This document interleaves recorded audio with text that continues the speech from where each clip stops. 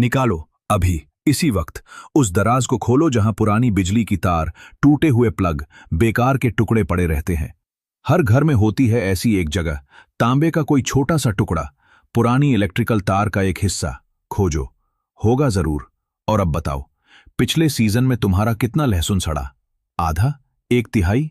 और तुमने उसके लिए फंगीसाइड पर कितना खर्च किया? 200 रुपए? 300? और फिर भी लहसुन सड़ा, हर बार, हर साल। वो तांबे का टुकड़ा जो तुम फेंकने वाले थे, वही तुम्हारी समस्या का जवाब है, पूरे सीजन का, बिना एक पैसे के। और जो आदमी तुम्हें हर साल फंगीसाइड बेचता है, वो ये जानता था, हमेशा से जानता था। आज मैं तुम्हें वो बताऊंगा जो उसने कभी नहीं बताया। सोचो, तुम वो इंसान नहीं हो जो गलतियां करता है, तुम वो इंसान हो जिसे गलत रास्ता दिखाया गया। फर्क है इसमें, बड़ा फर्क। जब तुम बीज बाजार गए, एग्रो शॉप गए, तब किसी ने तुमसे कहा, भाई 1 रुपए की तांबे की तार ले जाओ, लहसुन पूरे साल ठीक रहेगा। नहीं कहा, किसी ने नहीं कहा। क्यों नहीं कहा? क्योंकि उस 1 रुपए में उनका कोई मुनाफा नहीं था। मुनाफा था तो उस 300 रुपए के डिब्बे में, जो तुमने हर साल खरीदा और जो हर बार आधे काम का निकला। तुम मेहनती हो, तुम अपने बगीचे से प्यार करते हो, तुम नासमझ नहीं हो। तुम्हें बस एक ऐसे सिस्टम ने उलझाए रखा जो तुम्हारी नासमझी पर नहीं, तुम्हारी अनजानता पर जीता है, हर साल, हर सीजन। और ये अनजानता, ये हादसे से नहीं आई, ये योजना से आई। आज वो अनजानता खत्म होती है। आज के इस वीडियो में मैं तुम्हें 3 चीजें बताऊंगा। पहली, किस तरह एक तांबे का तार लहसुन के अंदर जाकर वो काम करता है जो 500 रुपए का फंगीसाइड नहीं कर पाता, और क्यों। दूसरी, एक ऐसे किसान की कहानी जो इस राज को जानता था, जिसने इसे साबित किया था और जिसकी बात को एक मुलाकात में बर्बाद कर दिया गया। तीसरी, वो 3 कदम जो तुम इसी रोपाई के मौसम में उठा सकते हो, बिना कुछ खरीदे, बिना किसी दुकान पर गए। और एक आखिरी बात, एक गलती है जो तुम शायद अभी भी कर रहे हो, लहसुन की रोपाई के वक्त। यह गलती इतनी आम है कि खुद मेरे पड़ोसी करते हैं, और वो 30 साल से बागवानी कर रहे हैं। क्या होता है अगर तुमने ये वीडियो बंद कर दिया और ये गलती नहीं जानी? सितंबर में जब लहसुन की गांठें जमीन से निकलेंगी, तुम देखोगे, ऊपर से हरा भरा, अंदर से भूरा, सड़ा, बदबूदार। और तुम फिर वही सोचोगे, मिट्टी खराब है, मौसम खराब था, बीज अच्छा नहीं था। नहीं, कारण कुछ और होगा। वही कारण जो आज मैं बताने वाला हूं। अंत तक देखो, वही है जवाब। पहले हिसाब लगाते हैं, एक बार ठीक से बैठ जाओ और गिनो। कॉपर सल्फेट का स्प्रे 150 से 200 रुपए प्रति छिड़काव। एक सीजन में कम से कम 3 बार छिड़कते हो। लहसुन में फफूंद लगती ही है तो छिड़कना पड़ता है। ये 200 रुपए नहीं है, ये ज्ञान की कमी का टैक्स है।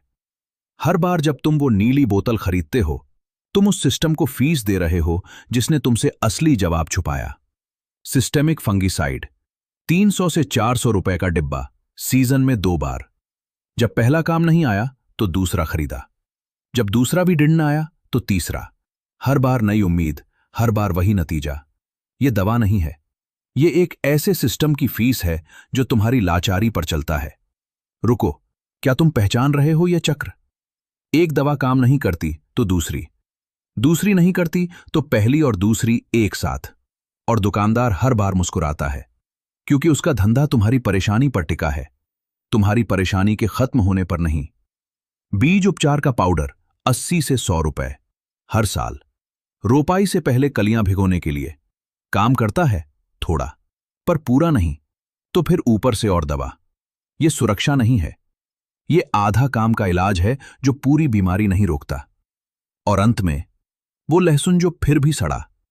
उस सड़े हुए लहसुन की कीमत जोड़ो, जो तुमने खाया नहीं, बेचा नहीं, किसी को दिया नहीं। वो भी पैसा था, मेहनत थी।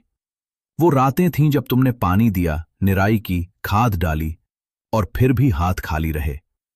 कुल मिलाकर एक सीजन में औसत बागवान लहसुन की फफूंद और सड़न पर 800 से 1000 रुपए खर्च करता है, हर साल, बिना किसी गारंटी के। और अगर 10 साल से कर रहे हो तो सोचो कितना गया। अब सुनो, वही काम तांबे की तार से होता है, एक बार 50 रुपए से कम में, और अगले 3 साल तक वही तार काम आती है। तुम सोच रहे हो ये कैसे हो सकता है? अगर ये इतना आसान था तो किसी ने बताया क्यों नहीं? और यही सवाल है जो मुझे एक आदमी की याद दिलाता है, एक ऐसे आदमी की जो ये जानता था और जिसे इसकी कीमत चुकानी पड़ी। ये बात तुम्हें गुस्सा दिलाएगी, वादा रहा। उत्तर प्रदेश में वाराणसी से कोई 50 किलोमीटर दूर एक छोटा सा गांव। साल था 1962। विश्वनाथ तिवारी उस गांव के एक किसान, उम्र तब कोई 50 के आसपास, 30 साल से लहसुन उगाते आ रहे थे। उनके खेत में लहसुन हर साल ठीक रहता था, जब पड़ोसियों का सड़ता था तब भी, जब मॉनसून ज्यादा आता था तब भी, जब गर्मी ज्यादा पड़ती थी तब भी। लोग पूछते थे, तिवारी जी आपका कैसे बचता है? वो हंस देते थे, कहते थे पुराना तरीका है, दादा का तरीका। उनका तरीका क्या था? रोपाई से पहले हर कली में तांबे की तार का एक छोटा सा टुकड़ा, सुई की नोक जितना पतला, 5-7 मिलीमीटर लंबा, और जो गांठें भंडारण के लिए रखते थे उन्हें तांबे के पतले तार से बांधते थे। ये उनके दादा ने किया था। उनके दादा से पहले भी किसी ने किया था। ये परंपरा थी, किसी किताब में नहीं, किसी लेबल पर नहीं, बस हाथ से हाथ तक आती हुई। क्या तुम इस तरीके को पहचान रहे हो? क्या तुमने भी कभी घर में कुछ ऐसा देखा था, किसी बड़े बुजुर्ग के यहां? क्या उन्हें पता था कि तांबा फफूंद को मारता है? शायद उस भाषा में नहीं, पर उन्हें पता था कि यह काम करता है। 30 साल का तजुर्बा था उनके पास, और तजुर्बे के सामने कोई किताब नहीं टिकती। फिर आई हरित क्रांति। 1965 के बाद देश में कृषि विभाग के अधिकारी गांव-गांव आने लगे। नए बीज, नई दवाएं, नए तरीके, हर जगह एक ही संदेश, पुराने तरीके छोड़ो, यह वैज्ञानिक तरीका है। नई दवाई की दुकानें खुलने लगी, हर तरफ रंग बिरंगे डिब्बे, चमकीले लेबल, बड़े बड़े दावे। और किसान जो पीढ़ियों से जानते थे, वो एक एक करके अपना ज्ञान छोड़ने लगे, क्योंकि अधिकारी ने कहा था यह वैज्ञानिक नहीं है। क्या तुम समझ रहे हो मैं क्या कह रहा हूं? वही तांबा जो तिवारी जी की तार में था, वही कॉपर सल्फेट के रूप में डिब्बे में आ गया। बस कीमत बदल गई। मुफ्त ज्ञान 150 रुपए का डिब्बा बन गया। विश्वनाथ तिवारी ने एक बार अपने खेत पर उस विभाग के अधिकारी को समझाने की कोशिश की। उन्होंने कहा, भैया तार से भी यही होता है और यह मुफ्त है। अधिकारी ने उनकी बात सुनी और मुस्कुराते हुए बोला, यह अवैज्ञानिक है, इसका कोई प्रमाण नहीं। प्रमाण नहीं था? तिवारी जी के 30 साल वो प्रमाण नहीं था? उनके दादा के 60 साल वो प्रमाण नहीं था? पूरे गांव का लहसुन हर साल सही रहना वो प्रमाण नहीं था? पर उस जमाने में अगर अधिकारी ने कह दिया यह वैज्ञानिक नहीं, तो लोग मान लेते थे। उनकी बात किसी रिपोर्ट में नहीं आई, किसी पत्रिका में नहीं छपी, किसी विश्वविद्यालय ने उनके तरीके पर शोध नहीं किया, क्योंकि किसी विश्वविद्यालय को उसमें फंड नहीं मिलता था। उन्होंने अपनी आंखों के सामने देखा, पड़ोसियों ने एक एक करके पुराने तरीके छोड़े और एक एक करके दवाई की दुकानों के स्थायी ग्राहक बन गए। विश्वनाथ तिवारी 1978 में गुजर गए। उनका बेटा खेती छोड़ शहर चला गया 1982 में। उनका ज्ञान उनके साथ गया, क्योंकि उस ज्ञान को लिखने वाला, फैलाने वाला, याद रखने वाला कोई नहीं था, क्योंकि मुफ्त ज्ञान बिकता नहीं।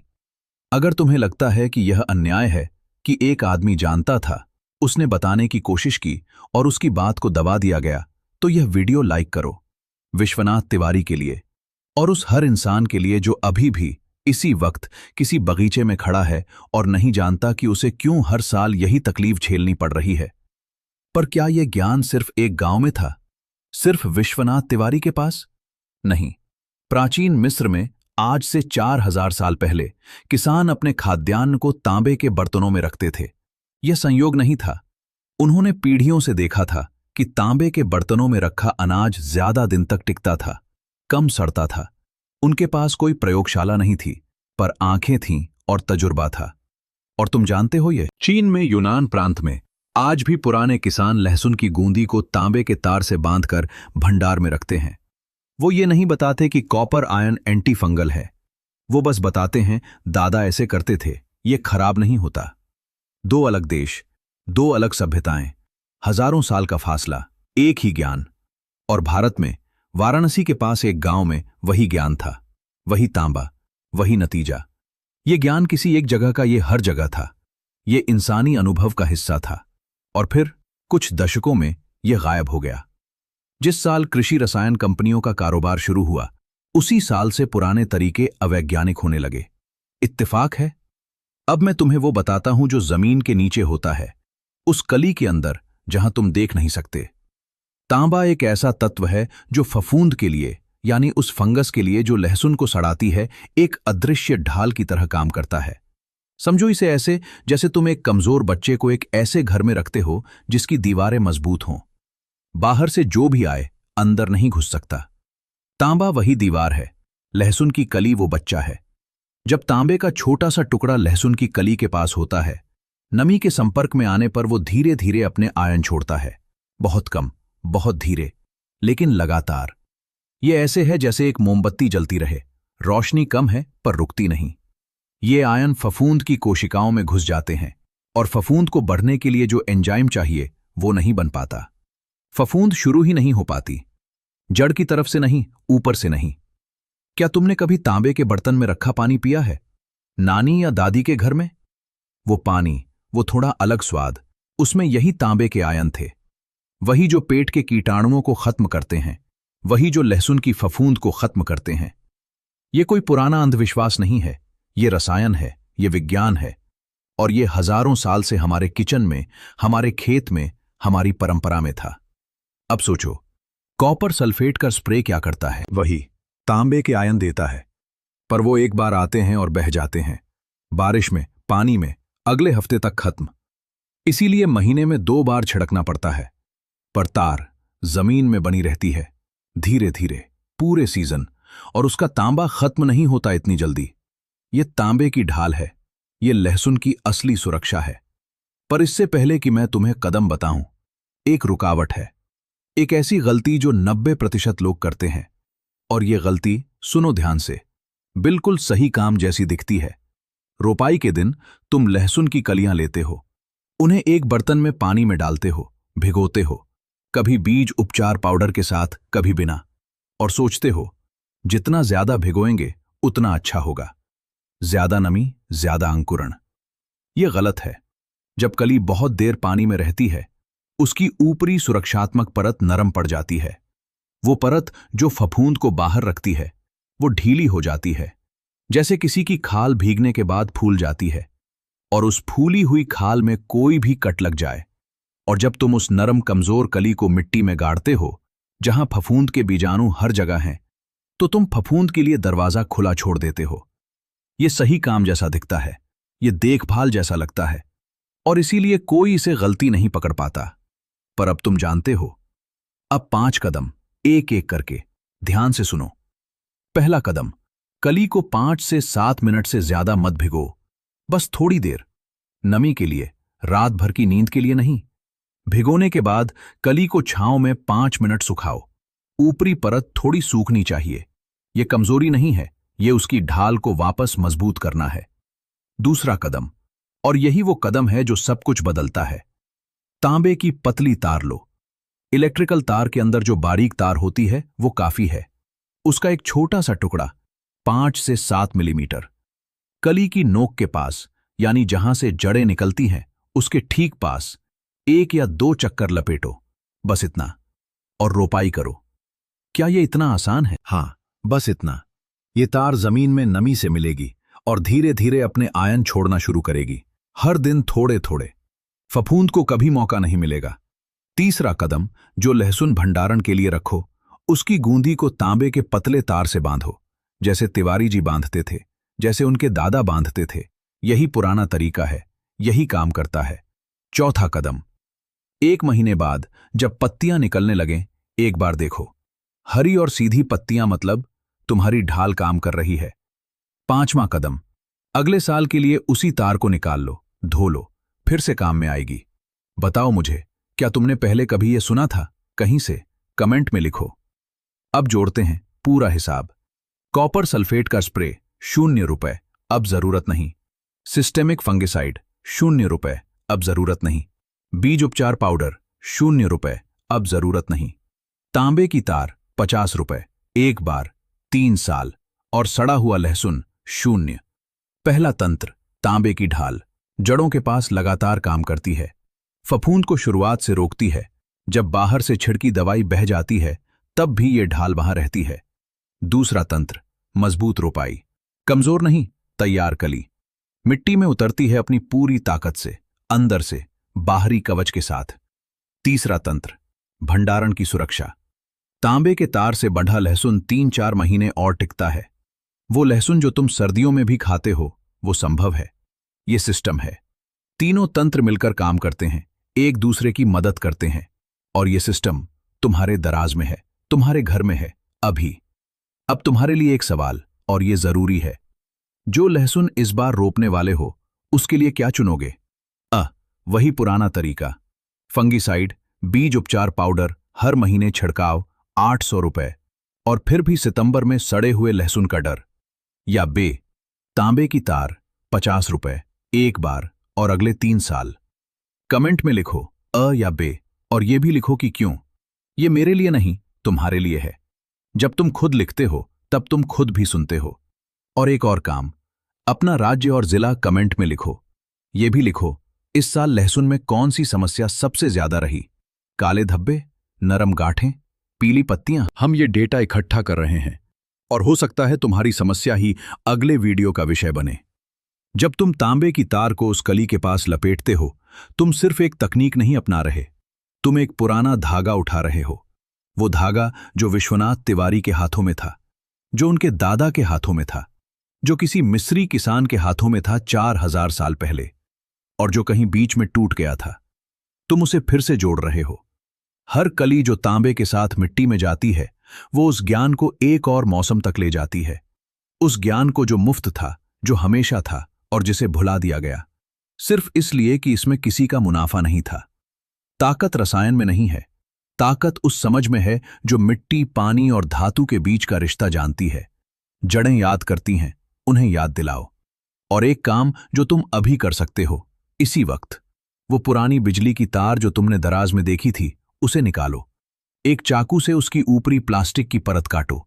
अंदर से बारीक तांबे की तार निकलेगी। उसे एक छोटे डिब्बे में रख दो। अगली रोपाई के लिए वो तैयार है। 5 मिनट का काम, 0 रुपए की लागत, और पूरे सीजन की सुरक्षा। बस ये उस दराज से शुरू होता है, उसी दराज से जिसे तुम हफ्तों से साफ करने की सोच रहे थे।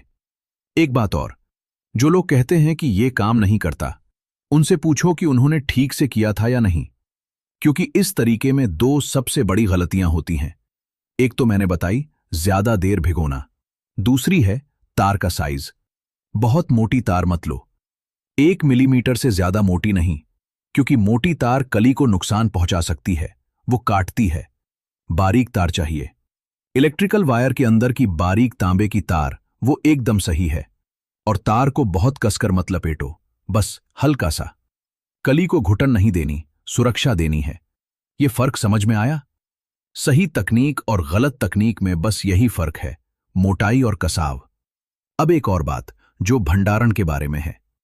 अक्टूबर के बाद जब तुम लहसुन निकालते हो, उसे कैसे रखते हो? ज्यादातर लोग जालीदार थैले में रखते हैं, कुछ लोग कागज में लपेटते हैं, कुछ फ्रिज में रख देते हैं।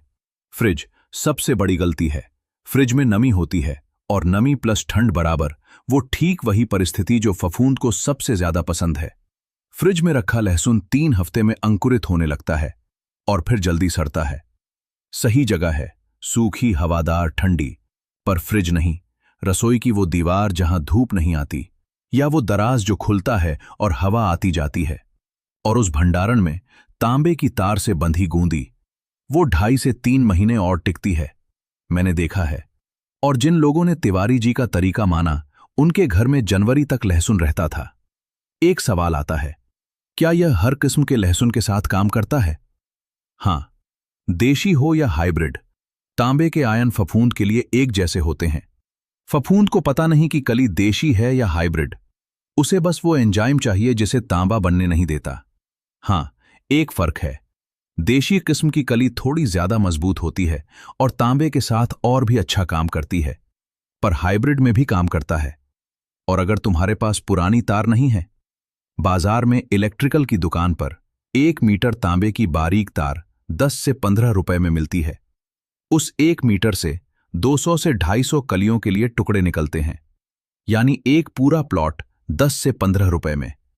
500 रुपए के फंगीसाइड की जगह 15 रुपए की तार। कौन सा हिसाब ज्यादा समझदारी का है? और अगर किसी ने तुम्हें पहले कभी बताया था, किसी बड़े ने, किसी पड़ोसी ने, पर तुमने ध्यान नहीं दिया, तो ये तुम्हारी गलती नहीं थी। उस वक्त बाजार ने तुम्हें यकीन दिला दिया था कि नए डिब्बे में ज्यादा ताकत है। रंगीन लेबल, बड़े बड़े दावे, नई तकनीक। पर अब तुम जानते हो, सबसे पुरानी तकनीक सबसे सस्ती है और सबसे ज्यादा काम करती है। विश्वनाथ तिवारी का ज्ञान आज तुम्हारे पास है। उन्होंने जो अपने गांव में नहीं फैला पाए, वो आज इस वीडियो के जरिए हजारों लोगों तक पहुंच रहा है। यही उनके ज्ञान का सम्मान है। तुम सोच रहे होगे, अगर ये इतना आसान है तो क्या कोई दूसरी धातु भी काम कर सकती है? लोहा नहीं, स्टील नहीं, एल्यूमीनियम नहीं, सिर्फ तांबा। क्योंकि सिर्फ तांबे के आयन ही फफूंद की कोशिका भित्ति के साथ वो प्रतिक्रिया करते हैं जो उसे बढ़ने से रोकती है। चांदी भी करती है, पर चांदी का एक टुकड़ा 1000 रुपए से कम में नहीं मिलेगा। तांबे का 1 मीटर 15 रुपए। तो तांबा ही। और एक आखिरी बात जो मैं हर वीडियो के अंत में कहता हूं, ये ज्ञान जो आज तुमने सीखा, इसे अपने पास मत रखो। किसी पड़ोसी को बताओ, किसी रिश्तेदार को, उस बूढ़े चाचा को जो हर साल लहसुन उगाते हैं और हर साल रोते हैं कि आधा खराब हो गया, उस बेटी को जिसने पहली बार बगीचा लगाया है। क्योंकि ये ज्ञान जितना बांटोगे उतना बढ़ेगा, और जितना बढ़ेगा उतना कम लोग उस एग्रो शॉप पर बेकार पैसा खर्च करेंगे। यही विश्वनाथ तिवारी का असली सम्मान है।